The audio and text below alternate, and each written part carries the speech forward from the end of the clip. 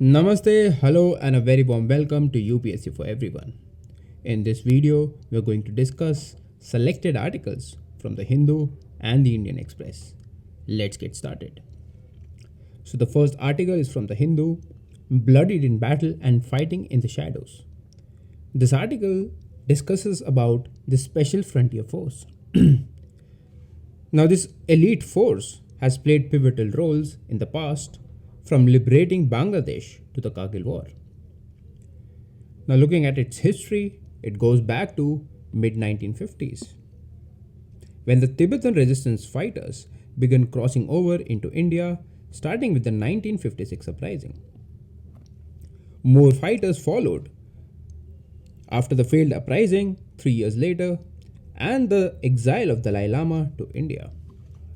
In 1962, the Intelligence Bureau Chief B.N. Mullik put forward the idea of setting up a training center for the Tibetan fighters. The unit was raised on November 14, 1962. It was first called Establishment 22. The 22s, as they are known, would be all paratroopers, would be an elite unit capable of high altitude warfare, special operations, and fighting behind enemy lines. Initially, they would report to the Cabinet Secretariat and they were not part of the army. A women's wing was also created. In 1967, this Establishment 22 was extended and renamed the Special Frontier Force. Now let us look at the command structure. Initially, it was governed by the Intelligence Bureau, but later it was placed under the RAW. This covert force reports directly to the Prime Minister of India through the Directorate General of Security in the Cabinet Secretariat. And this force is believed to be loyal to Dalai Lama. These Tibetan guerrilla fighters believe in the concept of free Tibetan kingdom and they are committed to it. They express their desire and belief in free Tibet whenever they sing their special Vikasi song. Now, what is Vikasi? Due to the mystery surrounding the elite force, it is also hailed as Vikas by several people, and the commandos are known as Vikasi. Now, this force has been shrouded in secrecy since its inception, and it mostly operated in the shadows since 1962. The Chinese were not even aware of the SFF for 30 to 40 years. But why the spotlight now? Their recent deployment along the LAC and the death of company leader Nyima Tenzin in an accidental mine blast has brought the SFF into public attention. Now, what does this new attention on SFF mean? It holds implications both inside Tibet and for the Tibetan community in India. This leak could be deliberate to send signal to Tibetans inside Tibet that their brethren are fighting for them. The PLA has been trying hard to recruit Tibetans in the army and in militia outfits.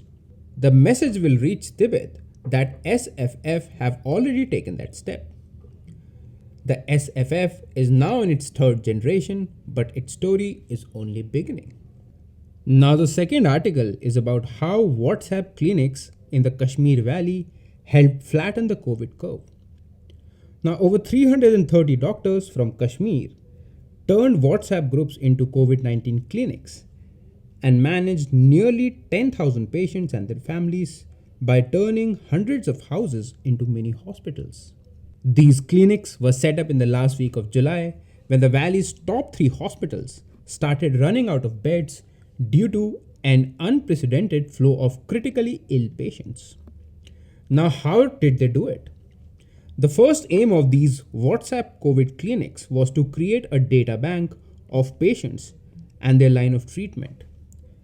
This helped the doctors identify drugs and conditions where patients were responding well. Now, each doctor decided to handle 4 or 5 families, approximately 25 persons on an average, beyond their duties. And the beauty of it is that it was voluntary and free. There was also grading of critically ill patients who required hospitalization and who needed care at home. Hundreds of houses in Srinagar function like mini hospitals, maintaining pandemic protocols. Oximeters and oxygen concentrators were kept available to ensure patients are shifted before any complication. Several NGOs also helped with oxygen concentrators donated by philanthropists from the valley. And the effort was backed by info videos online and Zoom meetings, arranged where doctors and the patients post queries.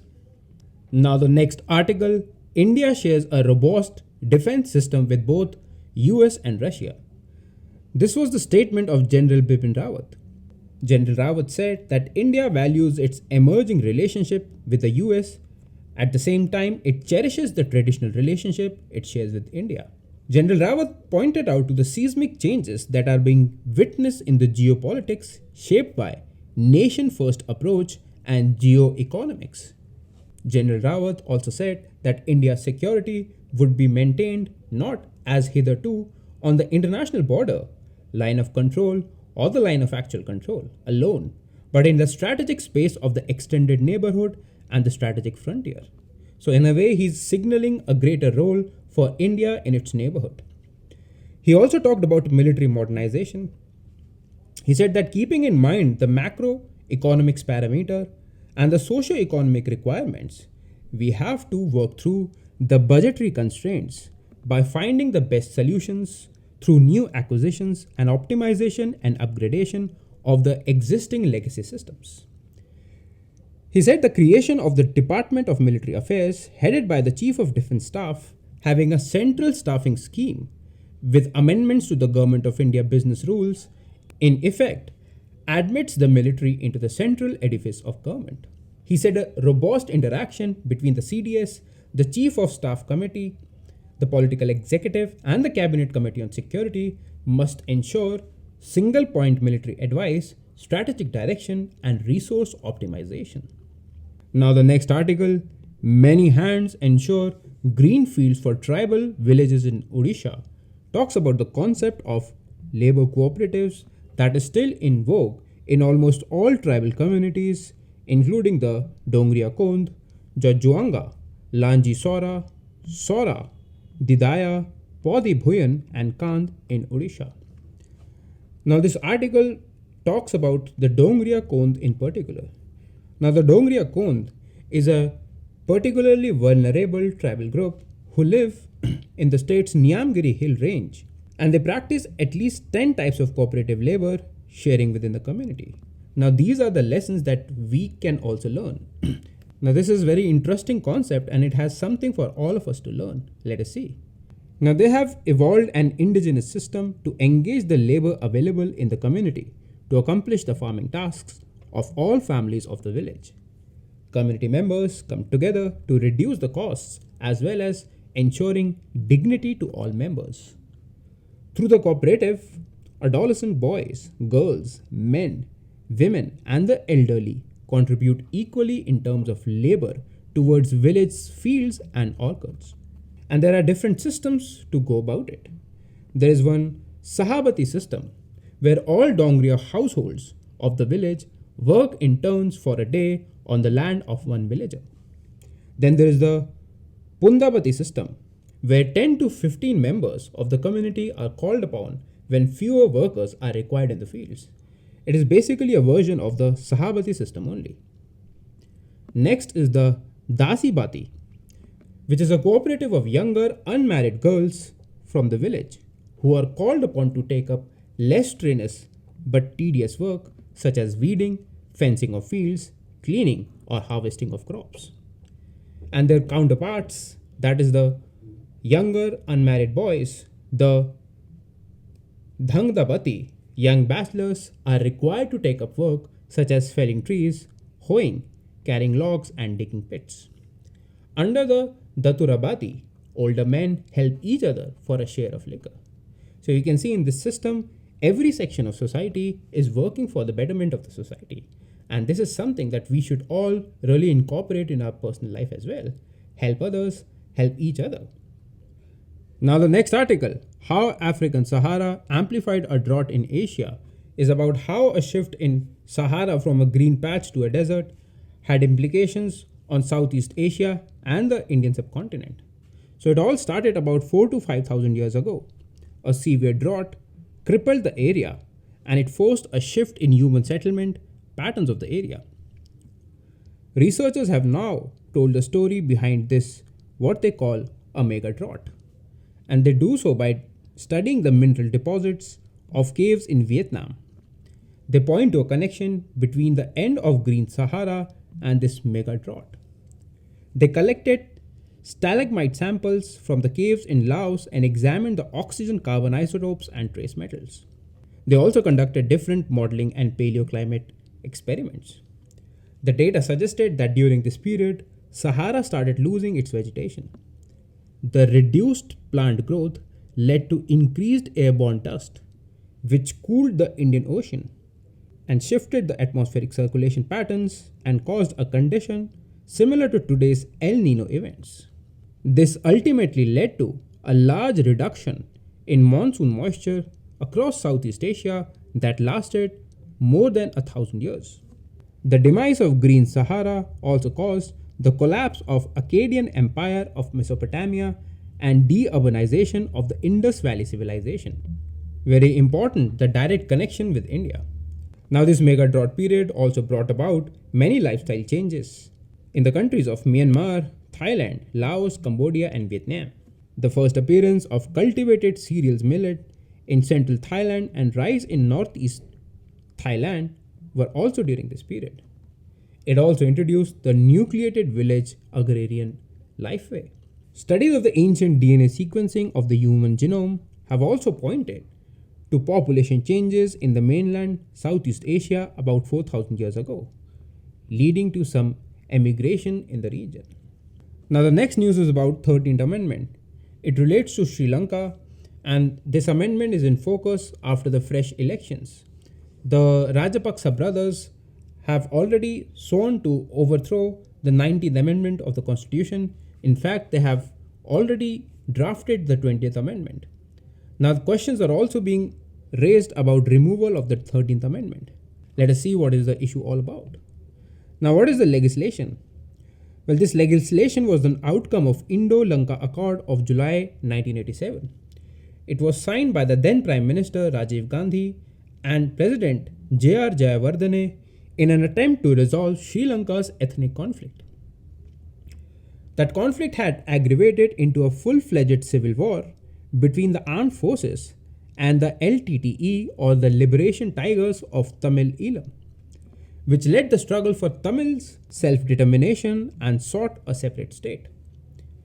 Now this amendment led to the creation of provincial councils and assured power sharing arrangement to enable all 9 provinces in the country, including the Sinhalam majority areas, to self-govern. Subjects such as education, health, agriculture, housing, land and police were to be devolved in the provincial administrations. But because of the restrictions on financial powers and overriding powers given to the president, the provincial administrations have not made much headway. In particular, the provisions relating to police and land have never been implemented. Now, initially, the north and eastern provinces were merged and had a northeastern provincial council, but the two were demerged in 2007 following a Supreme Court verdict. Now, this northeastern province is where most of the Tamil people live. Now, why is this 13th Amendment contentious? Well, it carries considerable baggage of the country's civil war years. It was opposed vociferously by both the Sinhala nationalist parties and the LTTE. The Sinhala nationalist parties thought it was too much power to share, while the Tigers deemed it too little. A large section of the Sinhala polity saw the accord and the consequent legislation as an imprint of Indian intervention, which was not at all acceptable. The Tamil polity, especially its dominant nationalist strain, does not find the 13th Amendment sufficient in its ambit or substance. However, some, including the TNA, which till the recent elections was the largest party representing the Tamils in the parliament, sees an important starting point, something to build upon. Now, why is this 13th Amendment significant? This amendment represents the only constitutional provision on the settlement of long pending Tamil question in Sri Lanka. In addition to assuring a measure of devolution, it is considered part of the few significant gains since the 1980s in the face of growing Sinhala Buddhist majoritarianism from the time Sri Lanka became independent in 1948. Now, who wants it abolished and why? Many powerful sections have openly called for abolition of provincial councils after the new government took charge. They deem the councils white elephants and argue that in a small country, the provinces could be effectively controlled by the center. But it's also interesting to note that all these parties have gained considerable foothold in the grassroots by participating in these very councils. Now, this next article, after years, government plans new development bank for big infra funding, is about the government's intentions of setting up a new DFI essentially to fill the gap in long-term finances for infrastructure sector. Now, this comes years after some of India's biggest development finance institutions or DFIs such as ICICI, IDBI, IFCI, and RIBI either reinvented themselves or faded away. Now the question arises, what is a DFI? The development finance institutions are organizations owned by the government or charitable institutions to provide funds for low capital projects or where their borrowers are unable to get it from commercial lenders. They are usually formed to provide long-term loans 10 years and above. Now at this point you must be wondering, we already have banks, so why the need for a DFI? Now the normal retail banks have short-term and medium-term liabilities. Extending long-term loans, which forms the asset part of a bank, can lead to asset liability mismatches. And it's precisely for this reason the banks are unable to provide long-term finances to projects. But if India has to grow 8 to 10% continuously, credit growth must be 12 to 14%. The infrastructure projects require long-term funds, and given the scale of investment required, a large DFI is a good idea. The proposed DFI will be used to finance both social and economic infrastructure projects identified under National Infrastructure Pipeline. Now, what is the NIP? The NIP is a group of social and economic infrastructure projects in India over a period of 5 years with a sanctioned amount of 102 lakh crores. Now, will the DFIs be government owned or privately owned? Well, there are clear advantages if a DFI is fully held by government. The most important being fundraising, because the government has more credibility in the market, so people would be more readily willing to invest in the government. The flip side, however, is the fear that senior management may be hounded by investigative agencies such as the CBI, and they would be subject to the scrutiny of the CAG and the CVC. And this at times demoralizes officers from taking bold decisions.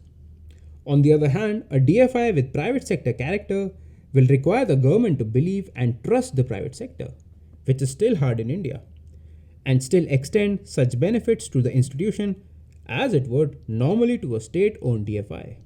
Now, this will require the government, preferably with a minority stake of 49%, to maintain an arm's length from the institution and let it implement and execute projects aimed at improving the quality of life.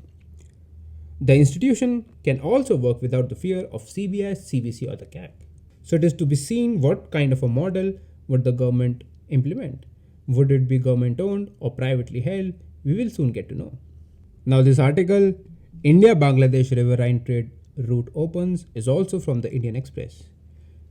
Again, it is a testament to the growing India-Bangladesh friendship that we have opened a riverine trade route. Let us see. Operations on the India-Bangladesh inland waterway route have officially commenced, with a Bangladeshi vessel transporting a cargo of cement from the neighboring countries Mushiganj port to Sonamura port in Tripura's Sepa Hijala district. As part of the riverine trade route, vessels will travel on the river Gomati, Tripura's longest river, which crisscrosses through several districts before merging with the river Meghna in Bangladesh. Now, this is important. Now, this news is again from the Indian Express. Brazil fires burn 10% of world's largest tropical wetlands. Now, the world's largest wetland, the Pantanal, is ablaze. The enormous fires, often set by ranchers and farmers to clear land, but excavated by unusually dry conditions in recent weeks, have engulfed more than 10% of Brazilian wetlands. Experts call this year's blazes in Pantanal a particularly jarring loss and the latest ecological crisis that has unfolded on the watch of President Jair Bolsonaro, whose policies have prioritized economic development over environmental protections. You must remember just a few months back, the Amazon was also burning, and again, the culprit was President Bolsonaro. Now, you must understand at this point what is a wetland. As per the Ramsar Convention, wetlands are areas where water is the primary factor controlling the environment and the associated plant and animal life. They occur where the water table is at or near the surface of the land and where the land is covered by water. Areas of marsh, fen, peatland or water, whether natural or artificial, permanent or temporary, with water that is static or flowing, fresh, brackish or salt, including areas of marine water, the depth of which at low tide does not exceed 6 meters. Now, this is important, that the depth at low tide should not exceed 6 meters. That comes under the definition of wetland. Now, 5 major wetland types are generally recognized. Number 1, marine. These are the coastal wetlands, including coastal lagoons, rocky shores, and coral reefs. Number 2, polystrene, meaning marshy, marshes, swamps, and bogs. Then comes the estuarine, including deltas, tidal marshes, and mangrove swamps. And last, the lacustrine, which are the wetlands associated with lakes. Now, in addition, as we saw earlier, Ramsar Convention defines both natural and man-made wetlands.